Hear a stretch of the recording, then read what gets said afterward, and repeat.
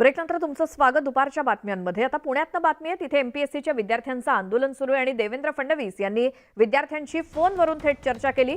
अभिमन्यू पवार यांची देखील फोनवरून विद्यार्थ्यांची चर्चा झाली। सरकार विद्यार्थ्यांच्या पाठीशी असल्याचं उपमुख्यमंत्री देवेंद्र फडणवीसांनी सांगितलं। नवीन पॅटर्न 2025 पासून लागू करावा ही मागणी आहे त्यांची आणि वेळ पडल्यास राज्य सरकार न्यायालयामध्ये देखील जाईल असं आश्वासन उपमुख्यमंत्री देवेंद्र फडणवीसांनी एमपीएससीच्या आंदोलनकर्त्या विद्यार्थ्यांना दिलं। मुख्यमंत्री स्वतः याच्याकडे लक्ष देऊन आहेत, ते चर्चाही करत आहेत आणि आयोगाला कुठल्याही परिस्थितीत कन्व्हिन्स करायचं नाही तोपर्यंत आम्ही जागाही आता नव्याने पाठवत नाही। त्यांच्याकडे जोपर्यंत निर्णय होत नाही तोपर्यंत जागाही आता नव्याने त्यांच्याकडे पाठवू नये आणि पहिले हा निर्णय करावा अशा प्रकारचा प्रयत्न चाललेला आहे।